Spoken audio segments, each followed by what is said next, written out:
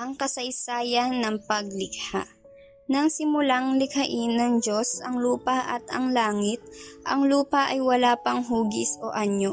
Dilim ang bumabalot sa kalaliman at umiihip ang malakas na hangin sa ibabaw ng tubig.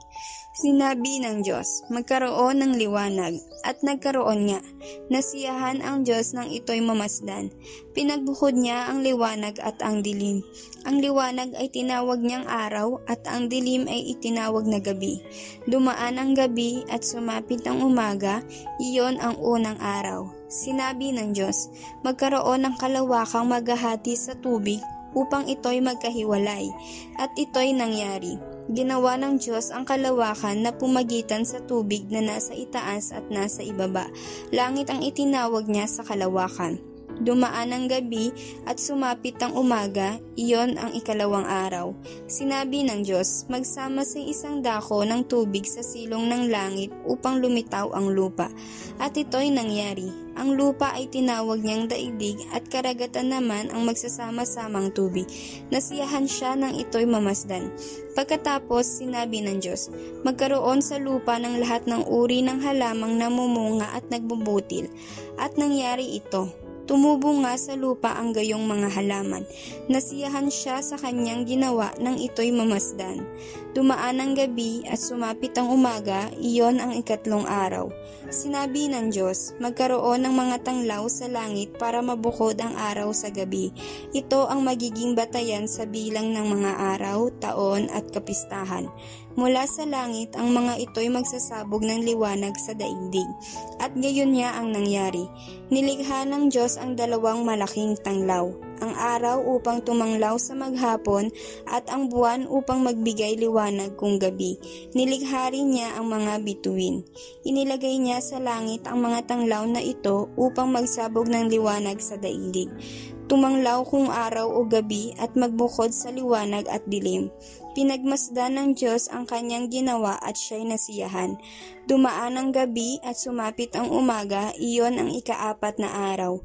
Sinabi pa ng Diyos, magkaroon sa tubig ng mga maraming bagay na may buhay at magkaroon din ng mga ibon sa himpapawid.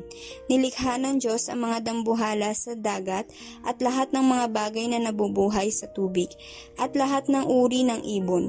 Minasdan niya ang kanyang ginawa at siya'y nasiyahan. Pinagpala niya ang mga ito at sinabi, magpakarami ang lahat ng bagay na nabubuhay sa tubig at punuin ang karagatan. Magpakarami rin ang mga ibon at punuin ang daigdig. Dumaan ang gabi at sumapit ang umaga, iyon ang ikalimang araw.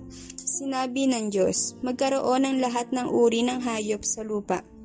Maamo, maiilap, malalaki o maliliit, at gayon nga ang nangyari. Nilikha nga niya ang lahat ng ito, at siya'y lubos na nasiyahan nang mamasdan ang mga ito. Pagkatapos likhain ang lahat ng ito, sinabi ng Diyos, ngayon lalangin natin ang tao, ating gawing siyang kalarawan natin, siya ang mamamahala sa mga isda, mga ibon at lahat ng mga hayop, maging maaamo, maiilap o maliliit at malalaki. Nilalang nga ng Diyos ang tao ayon sa kanyang larawan. Lumalang siya ng isang lalaki at isang babae.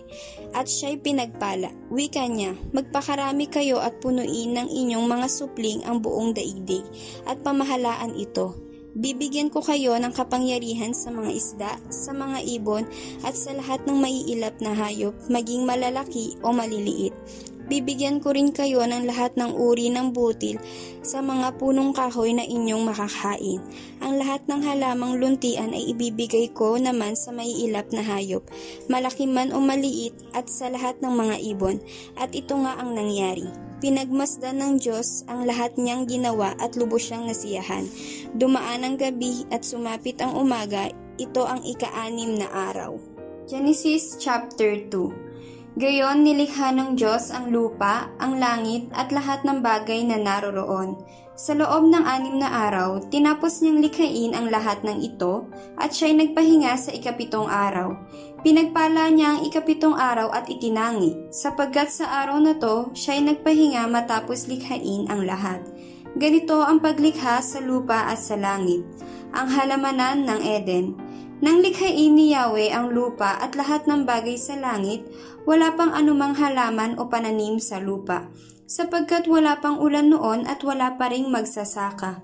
Ngunit mayroon ng bukal ng tubig na dumidilig sa lupa. Nilikha ng Diyos ang tao mula sa alabok, hiningahan sa ilong at nagkaroon ng buhay. Naglagay si Yahweh ng isang halamanan sa Eden, sa dakong silangan, at doon dinala ang taong kanyang nilalang. Pinasibol niya roon ang lahat ng uri ng kahoy na nakakalugod sa paningin at masasarap ang bunga. Sa gitna ng halamanan, naroon ang punong nagbibigay buhay at ang punong nagbibigay ng kaalaman tungkol sa mabuti at sa masama. Umaagos sa Eden ang isang ilog na dumidilig sa halamanan. Paglabas doon, ito'y nahati sa 4 na sanga. Ang una ay tinatawag na pison, at ito'y umaagos sa lupain ng Havilah. Lantay ang ginto roon at marami ring bedilyo at batong onise. Ang ikalawang sanga ng ilog ay tinawag na Manggihon at umaagos sa lupain ng Ethiopia. Tigris naman ang itinawag sa ikatlong sanga at umaagos naman ito sa silangan ng Assyria. Ang ika-4 na sanga ay tinawag na Euphrates. Inilagay ni Yahweh ang tao sa halamanan ng Eden upang ito'y pangalagaan at pagyamanin. Sinabi niya sa tao, "Makakain mo ang alinmang bungang kahoy sa halamanan, maliban sa bunga ng punong kahoy na nagbibigay ng kaalaman tungkol sa mabuti at masama. Huwag na huwag mong kakainin ang bungang iyon, mamamatay ka kapag kumain ka niyon." Matapos gawin ang lahat ng ito, sinabi ni Yahweh, "Hindi mainam na mag-isa ang tao. Bibigyan ko siya ng makakasama at makakatulong." Kaya, lumikha siya ng mga hayop sa parang at ibon sa himpapawid. Inilapit sa tao at ipinaubaya dito ang pagbibigay ng pangalan sa mga iyon. Kung ano ang kanyang itinawag, iyon ang magiging pangalan nila. Ang tao nga ang nagbigay ng pangalan sa lahat ng ibon at mga hayop, maging maaamo o maiilap. Ngunit wala isa man sa mga ito ang angkop at kasama at katulong niya. Kaya't pinatulog ni Yahweh ang tao. Samantalang nahihimbing, kinuha niya ang isang tadyang nito at pinaghilom ang laman sa tapat niyon. Ang tadyang na iyo'y ginawa niyang isang babae at inilapit sa lalaki. Sinabi ng lalaki, "Sa wakas, narito ang isang katulad ko, laman ng aking laman, buto ng aking buto. Babaeng siyang itatawag sa kanya, sapagkat sa lalaki siya nagmula." Ito ang dahilan kaya iniiwan ng lalaki ang kanyang ama at ina upang sumama sa kanyang asawa sapagkat sila'y nagiging iisa. Kapwa sila hubad, gayon may hindi sila nahihiya. Genesis chapter 3. Nagkasala ang tao. Ang ahas ang pinakatuso sa lahat ng hayop na nilikha ni Yahweh. Minsan tinanong nito ang babae, "Totoo bang sinabi ng Diyos na huwag kang kakain ng anumang bungang kahoy sa halamanan?" Tumugon ang babae, "Hindi naman, ipinakakain sa amin ang anumang bunga sa halamanan. Huwag lamang ang bunga ng puno na nasa gitna niyon. Pag kami raw ay kumain ng bunga nito o humipo man lamang sa punong iyon, mamamatay kami." "Hindi totoo yan, hindi kayo mamamatay," wika ng ahas. Gayon ang sinabi ng Diyos, sapagkat alam niyang kung kakain kayo ng bunga niyon, magkakaroon kayo ng pagkaunawa. Kayo'y magiging parang Diyos. Malalaman ninyo ang mabuti at masama. Napakaganda sa paningin ng babae ang punong kahoy at sa palagay niya'y masarap ang bunga nito. Nabuo sa isipan niya na mabuting maging marunong. Kaya't pumitas siya ng bunga at kumain. Kumuha rin siya para sa kanyang asawa at kumain din ito. Nagkaroon nga sila ng pagkaunawa matapos kumain. Noon nilang nalamang sila'y hubad, kaya kumuha sila ng mga dahon ng igos. Pinagtagni-tagni at ginawang panakip sa katawan. Pagdadapit hapon, narinig nilang naglalakad sa halamanan si Yahweh. Kaya't nagtago sila sa kahuyan. Datapwat, tinawag ni Yahweh ang lalaki at tinanong, "Nasaan ka naroon?" "Natakot po ako nang marinig kong kayo'y nasa hardin. Nagtago po ako sapagkat ako'y hubad," tugon ng lalaki. "Sinong may sabi sa iyong hubad ka?" tanong ng Diyos. "Bakit? Kumain ka ba ng bungang ipinagbabawal ko?" "Kasi pinakain po ako ng babaeng ibinigay ninyo sa akin," tugon ng lalaki. "Bakit mo naman ginawa iyon?" tanong ng Diyos sa babae. "Mangyari po'y nininang ako ng ahas, kaya natuksong kumain," tugon naman niya. inihayag ng Diyos ang kaparusahan. At sinabi ni Yahweh sa Ahaz, sa iyong ginawa'y may parusang dapat, na tanging ikaw lang yaong magdaranas. Ikaw ay gagapang ang hatol kong gawad, at alikabok ang pagkaing dapat. Kayo ng babae laging mag-aaway, binhimo't binhi niya'y laging maglalaban. Ito ang dudurog ng ulo mong iyan, at ang sakong niya'y ikaw ang tutuklaw. Sa babae na may ito ang salaysay. Sa pagbubuntis mo ay mahihirapan, lalo kung sumapit ang iyong pagluluwal. Ang lalaking ito na asawang hirang, susundin mo lagi habang nabubuhay. Hinarap naman ng Diyos si Adan at ganito ang sinabi. Pagkat nakinig ka sa asawang hirang, nang iyong kainin yaong bungang bawal, sa nangyaring ito, ang lupaing tanimay aking susumpain magpakailanman. Ang lupaing ito para pag-anihan, pagpapawisan mo habang nabubuhay. Mga damot tinik yaong aanihin, halaman sa gubat ang iyong kakainin. Upang pag-anihan ang iyong bukiring magpakahirap ka hanggang sa malibing. Yamang sa alabok doon ka nanggaling, sa lupang alabok ay babalik ka rin. Eva ang itinawag ni Adan sa kanyang asawa, sapagkat ina ng sangkatauhan. Ang asawa ay binigyan ni Yahweh ng damit na yari sa balat ng hayop. Hinalaya sa hardin si Adan at si Eva. Sinabi ni Yahweh, katulad na natin ngayon ang tao, sapagkat alam niya ang mabuti at masama. Hindi na siya dapat tulutang kumain ng bungang kahoy ng buhay at baka hindi na siya mamatay. Kaya, hinalaya sa halamanan ng Eden ang tao upang magbungkal ng lupang kanyang pinagmulan. Pinalayas nga siya ng Diyos at sa dakong silangan ng halamanan ng Eden ay naglagay siya ng bantay na kerubin. Naglagay rin siya ng espadang nagniningas upang hindi malapitan ni numan ang punong kahoy ng buhay. Genesis chapter 4. Si Cain at si Abel. Sinipingan ni Adan ang kanyang asawa at ito'y nagdalang tao. Nang isilang ang kanyang panganay na lalaki, ay sinabi ni Eva, nagkaroon ako ng anak na lalaki sa tulong ni Yahweh, kaya Cain ang ipinangalan niya dito.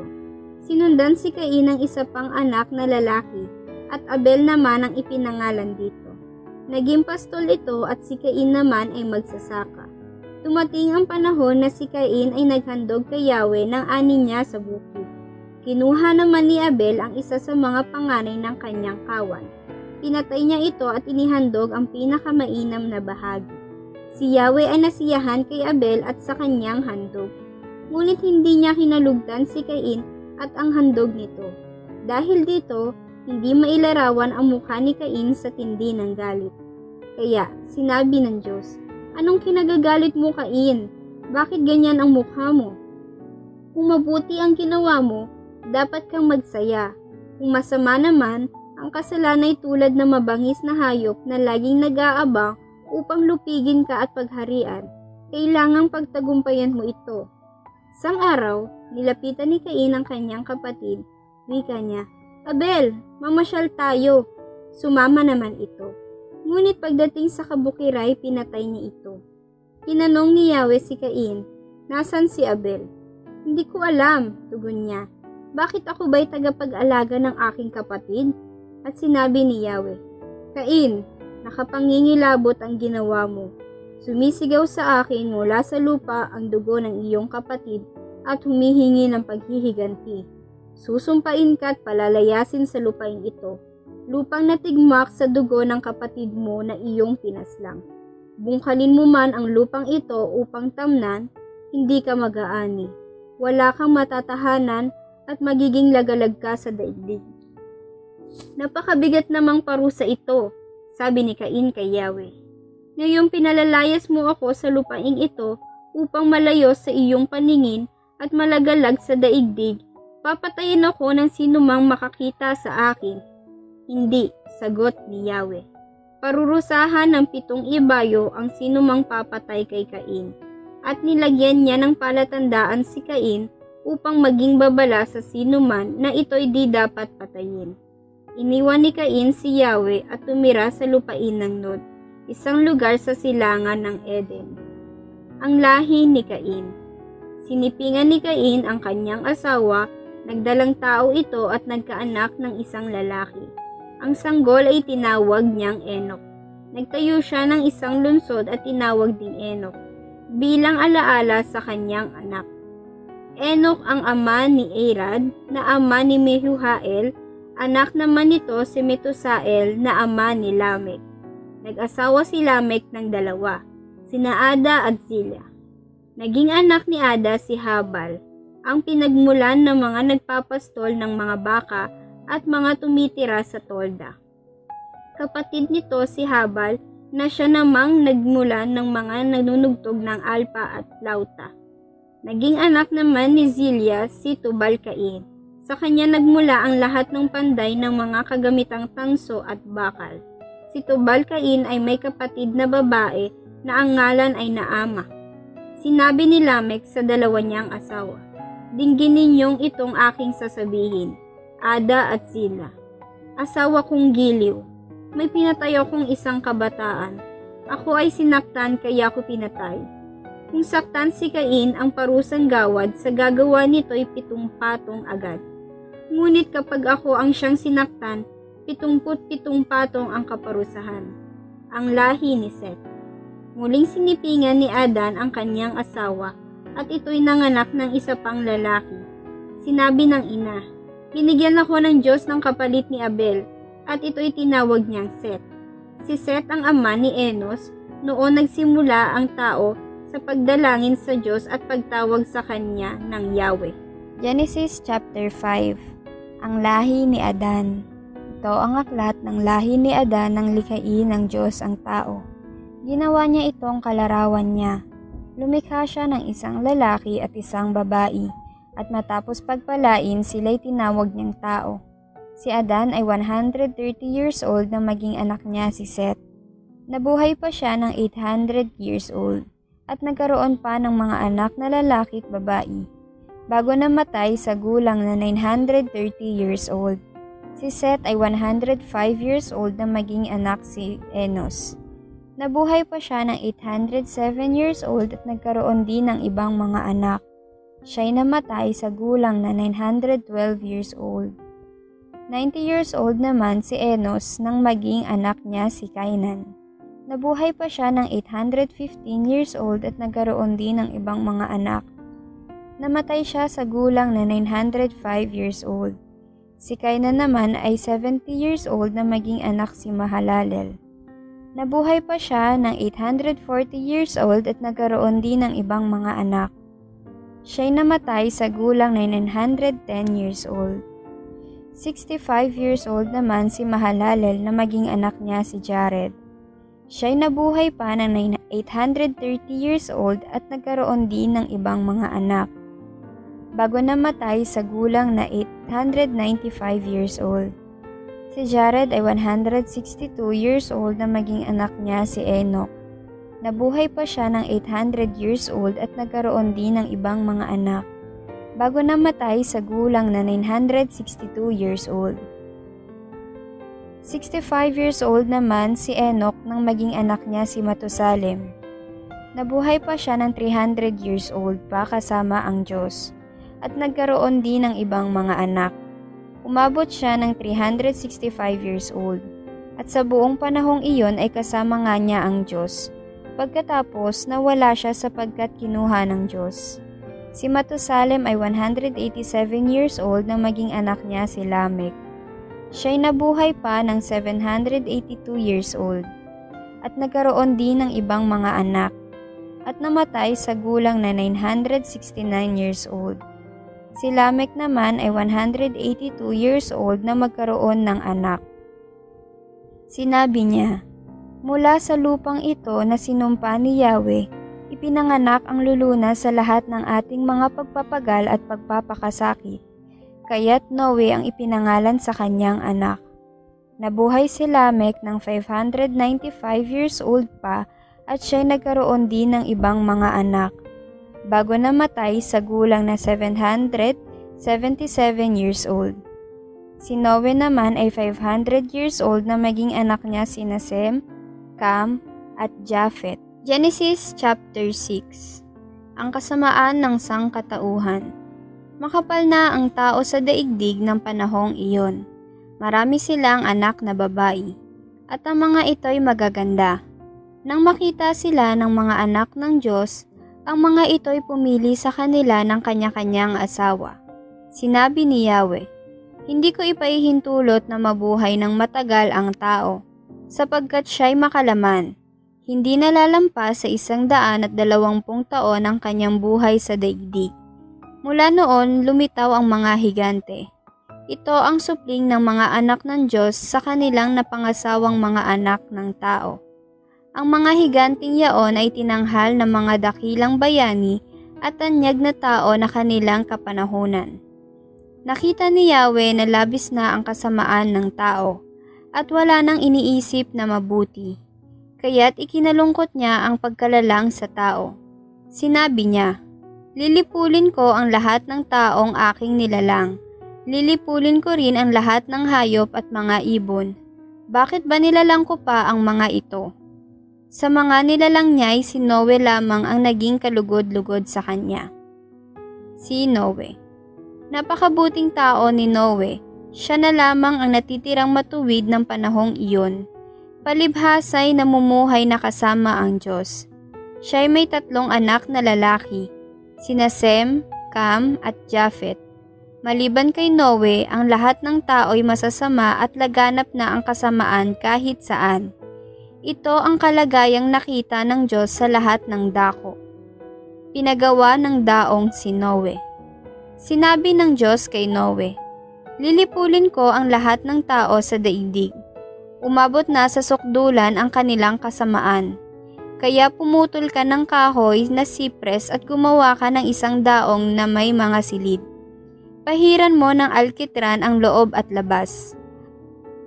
Ang daong na gagawin mo ay 450 talampakan ang haba, 75 ang luwang, at 45 ang taas. Atipan mo ito at lagyan ng mga bintana sa paligid. 1 talampakan at kalahati mula sa dulo ang atip. Gawin mong 3 grado ang daong at lagyan mo ng pintuan sa tagiliran. Palulubugin ko sa tubig ang buong daigdig at malilipol ang lahat ng mga may buhay sa balat ng lupa. Ngunit ako'y nakikipagtipan sa iyo. Isama mo ang iyong asawa at mga anak na lalaki, pati ang asawa nila, at pumasok kayo sa daong. Magsakay ka ng 1 pares ng bawat uri ng hayop at huwag mong pababayaang mamatay. Magsakay ka rin ng 1 pares sa bawat uri ng ibon at hayop at mga gumagapang sa lupa. Alagaan mo rin ang mga ito. Maglaan ka ng lahat ng uri ng pagkain para sa inyong magkakasama. Ang ginawa nga ni Yahweh ang lahat ng iniutos sa kanya ng Diyos. Genesis chapter 7. Ang baha.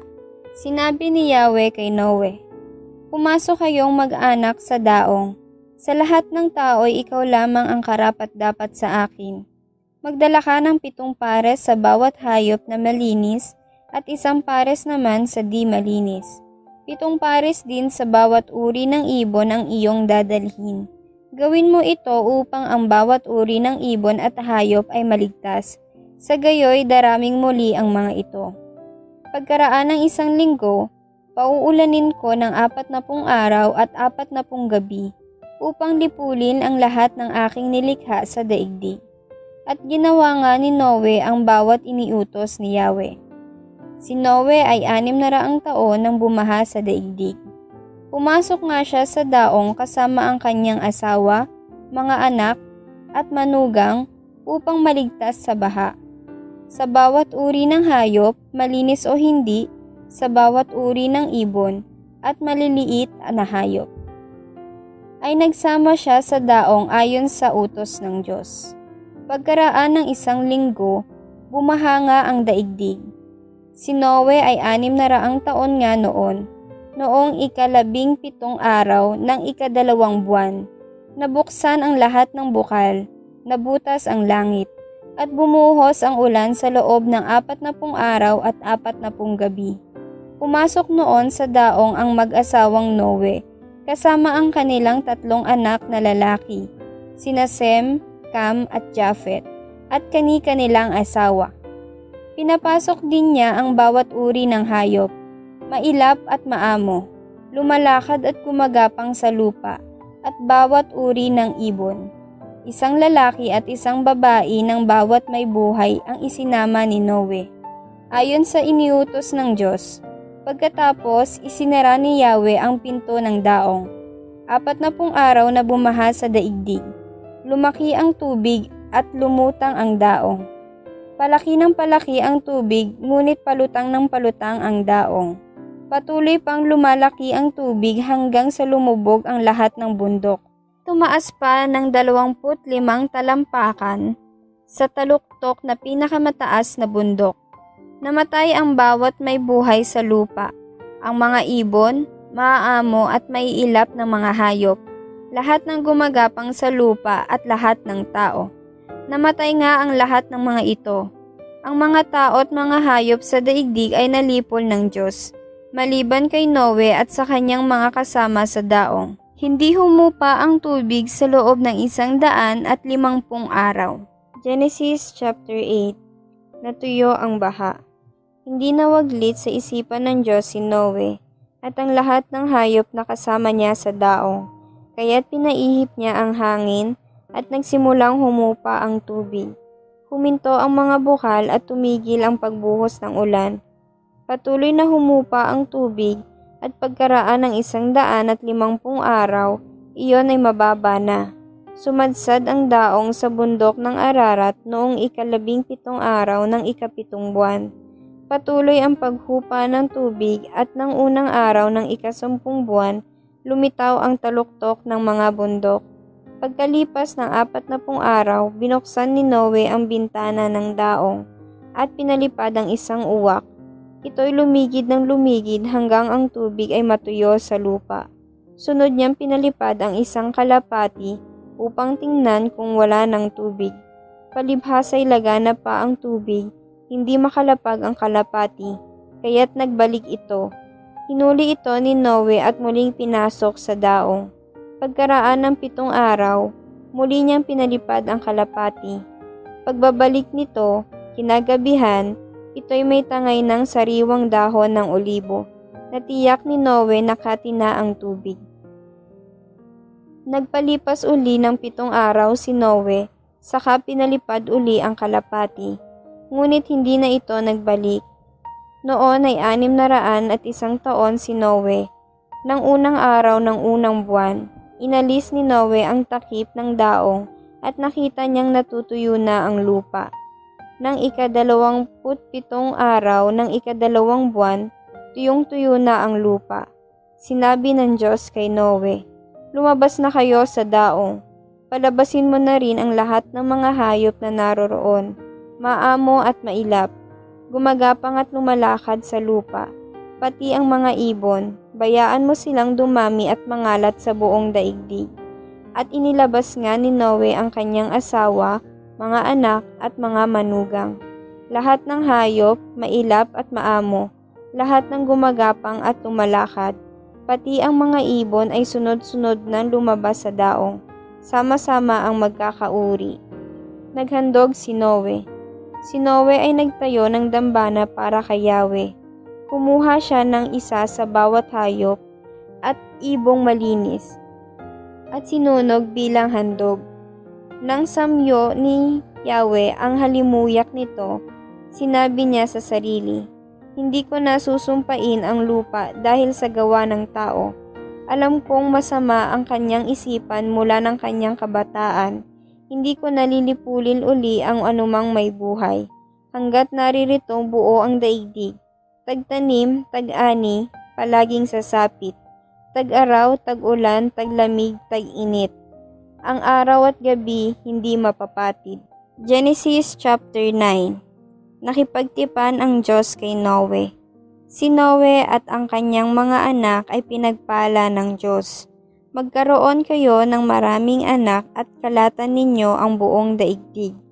Matatakot sa inyo ang lahat ng hayop, pati mga ibon, ang lahat ng gumagapang sa lupa at ang mga isda. Ang lahat ng ito ay inilalagay ko sa ilalim ng inyong kapangyarihan.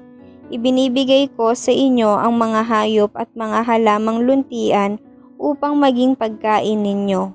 Isang bagay lamang ang hindi ninyo makakain, ang karneng hindi inalisan ng dugo na siyang sagisag ng buhay.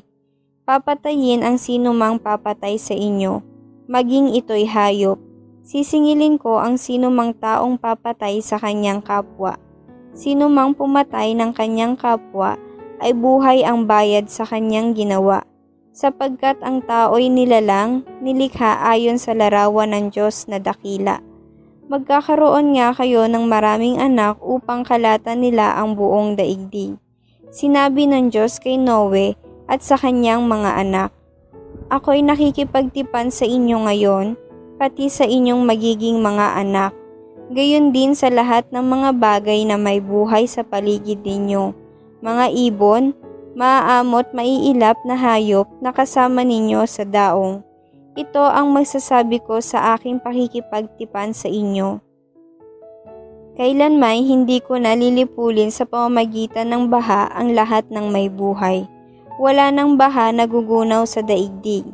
Sinabi pa ng Diyos, "Ito ang magiging palatandaan ng walang hanggang tipan na ginagawa ko sa inyo at sa lahat ng hayop. Palilitawil ko sa ulap ang aking bahaghari, at iyan ang magiging tanda ng aking pakikipagtipan sa inyo. Tuwing magkakaroon ng ulap at lilitaw ang bahaghari, aalalahanin ko ang aking pangako sa inyo at sa lahat ng hayop.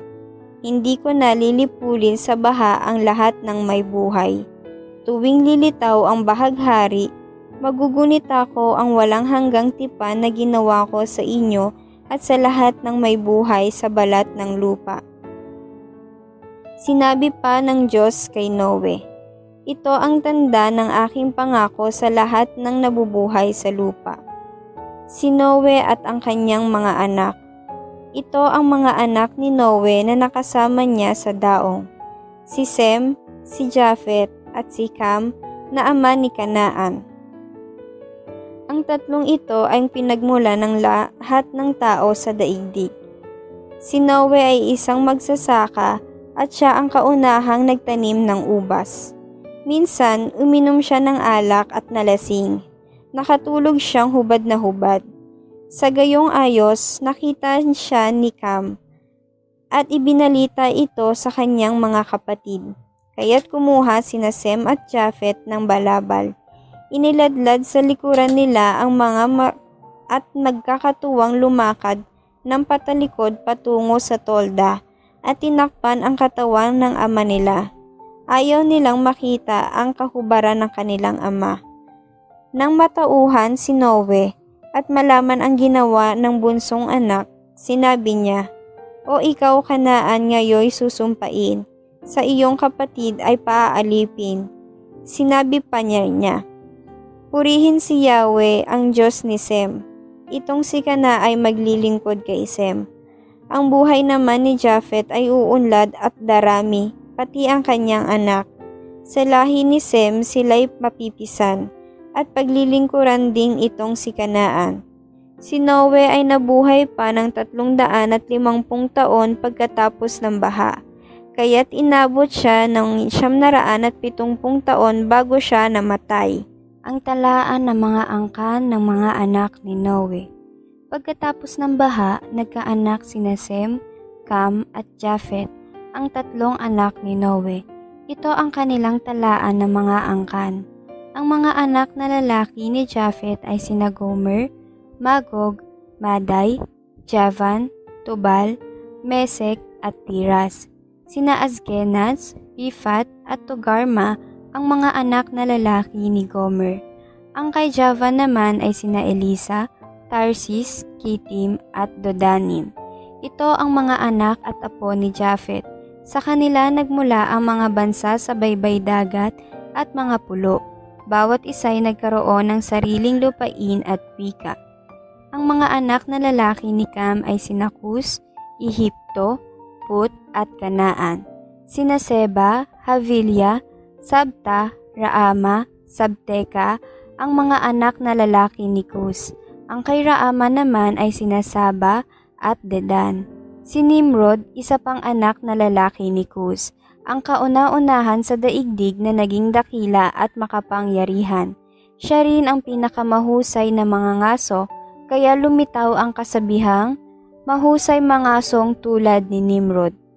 Kabilang sa kauna-unahang kaharian na nasakop niya ang Babylonia, Erek, Akkad at Kalne, pawang nasa lupain ng Sinar. Mula rito ay pumunta siya sa Assyria at itinatag ang mga lungsod ng Ninive, Rehoboth-ir, Kale, at ang Resen sa pagitan ng Ninive at Kale, ang pangunahing lungsod.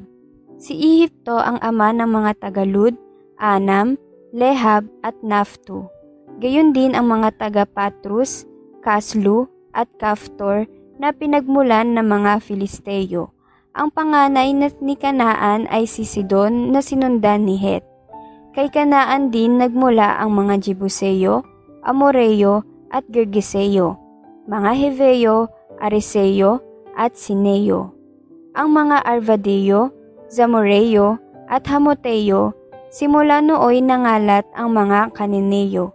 Mula sa Sidon, ang kanilang hangganan sa gawing timog ay umabot sa Gegar na malapit sa Gaza.